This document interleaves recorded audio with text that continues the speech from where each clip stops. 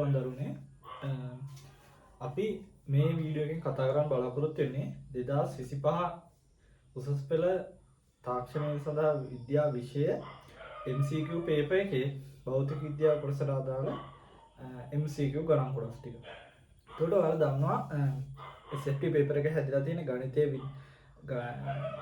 සාමාන්‍ය ගණිතය, ඒ වගේම භෞතික විද්‍යාව, රසායන විද්‍යාව, ජීව විද්‍යාව, ICT කියන විෂයන් සියල්ලගේම එකතුවක් විදියට මේ විෂය තුළ ඒකක් ගන්න දරුවෙකුට ඉතා වැදගත් කොටසක් තමයි භෞතික විද්‍යාව කියන්නේ.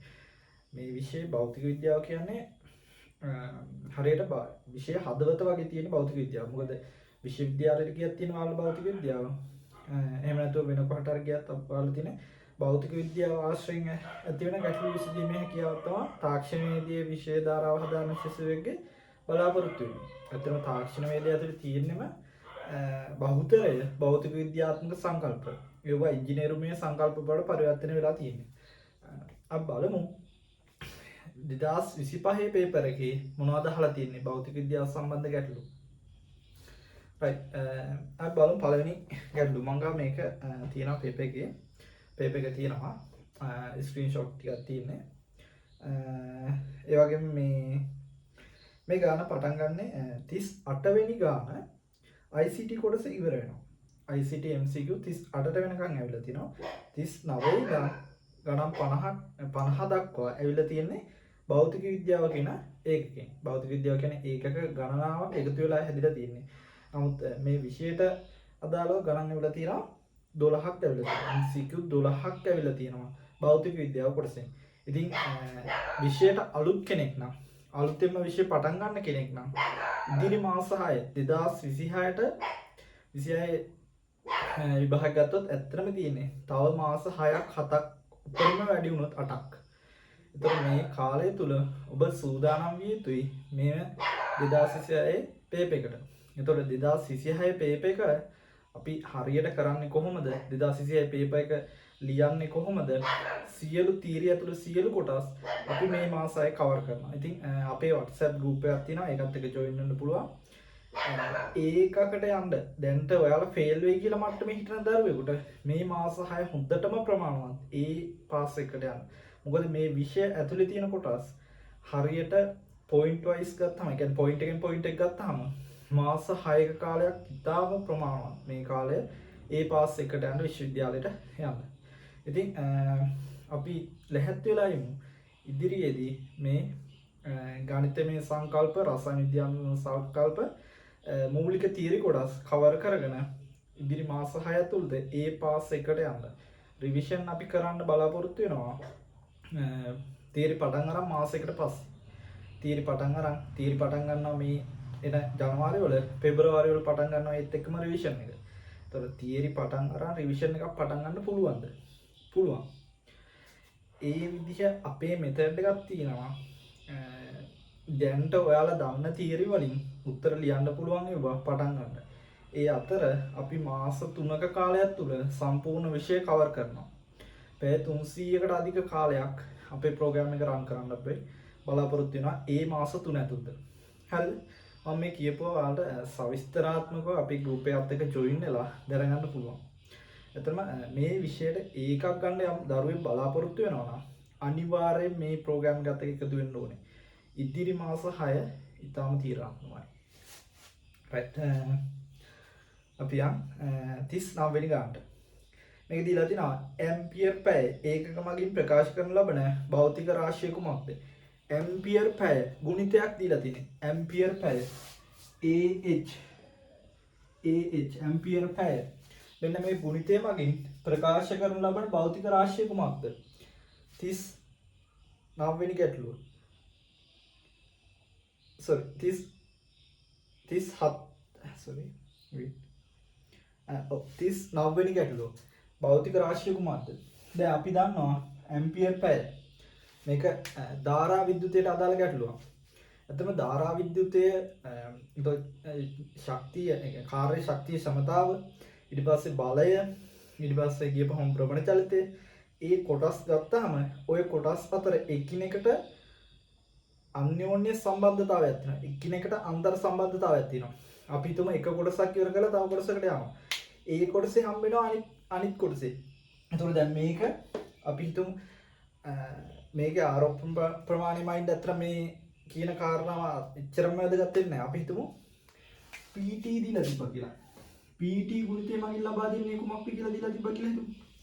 PT ගුණිතය මගින් ලබා දෙන්නේ කුමක්ද? හරි. PT ගුණිතය මගින් ලබා දෙන්නේ කුමක්ද? ශක්තිය. මෙන්න මේක ශක්තියක් වෙනවා. ක්ෂමතාව සහ කාලය. මේක ශක්තියක් වෙනවා.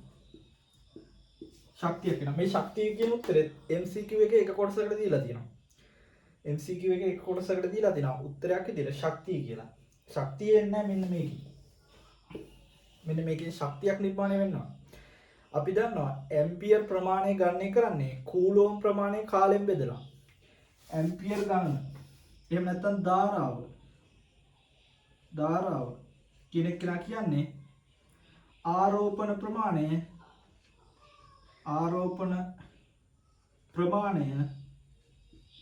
බෙදනවා කාලයෙන්. මේක ඔයාලට ධාරා විද්‍යුතය කියන කොටසදී ඉගෙන ගන්න තියෙන එක සමීකරණයක්. මේක එක සමීකරණයක්. ධාරාව සමානයි ආරෝපණ ප්‍රමාණය බෙදීම කාලය. ධාරාව සමානයි ආරෝපණ ප්‍රමාණය බෙදීම කාලය. අපි ධාරාව කියන එක නම වෙනවා ඇම්පියර් වලින්. ආරෝපණ ප්‍රමාණයමයි නෝ අපි කූලෝම් වලින්. කාලය බෙදනවා කාලෙමයි නෝ තප්පර වලින්. तर මම මේ ගුණ කිරීම මේ පැත්තට ගෙනවා.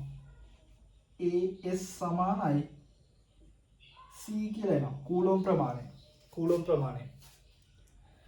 AS සමානයි C කියලා එනවා. හැබැයි මෙතන තියෙන්නේ පැය ගන්න. ළමයිට ඕක ගැටලුවක් නෑ. පැය ගන්න උනත් තප්පර ගන්න උනත් මෙන්න මෙතෙන් ආදේශ කරවට කිසිම වරදක් නැහැ.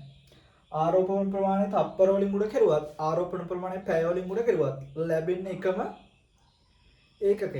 පැහැදිලිද? ආරෝපණ ප්‍රමාණය පැය වලින් මුඩ කළා තියෙන හින්දා මේ ගාන ළමයි ගොඩක් වරද්දලා තිබ්බා. ඒතර මේ එන්නේ ආරෝපණ ප්‍රමාණය. C කියන්නේ මෙතනදී කූලෝම් ප්‍රමාණය. ඒ කියන්නේ ආරෝපණ ප්‍රමාණය. මේක මම ඉතා කෙටියෙන් මේක පැහැදිලි කරන්නේ. ඒ වගේම තමයි මේක අපේ මූලික තියරි කොටස්. මගේ ටියුට් එක ගත්ත මූලික තියරි කොටස්. මූලික තියරි කොටස් හදාලා පළවෙනි ගණන් 5 හැදුවොත් මේ කොටස ඉතා පහසුයි. මේ විෂයට ඒකක් ගන්නවා කියන එක මේ 6 මාස 6 ඇතුළත කරා හැකි. ඒ ඉලක්කයට යා හැකි ඕනම දරුවෙකුට. හරි. අපි යම් 40 වෙනි ගාන 39 ගානේ AH ඒකක මගින් ප්‍රකාශ කර ලබන භෞතික රාශිය කුමක්ද? උත්තරේ එන්නේ ආරෝපණ ප්‍රමාණය. 40 වෙනි ගාන අවස්ථිතික ගූර්ණය 0.5 kgm වර්ග වන චවරෝජයකට ආරම්භක මෝටරයක් මගින් නිව්ටන් මීටර 10ක නියත ව්‍යාවර්තයක් යොදයි. නිශ්චිතතාවයේ සිට ආරම්භ වූයේ නම් 960 rpm වේගයක් ළඟා කර ගැනීමට ජවරෝධයට ගතවන කාලය කොපමණද? අවස්ථිතික ගූර්ණය දීලා තියෙනවා. ඒ වගේම අපිට දීලා තියෙනවා ටෝක් එක දීලා තියෙනවා. ඒ වගේම අපිට දීලා තියෙනවා නිශ්චලතාවයෙන් ආරම්භ වෙලා මෙයා ලබා ගන්න ප්‍රවේගය දීලා තියෙනවා 960ක් කියලා.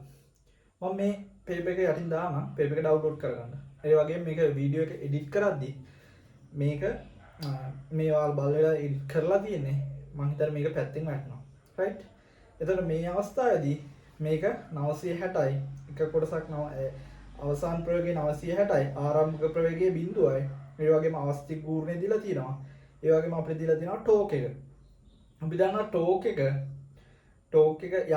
යම් කැරකෙවීමට හැකි වස්තුවකට ටෝක් එකක් තමයි යොදන්න ඕනේ.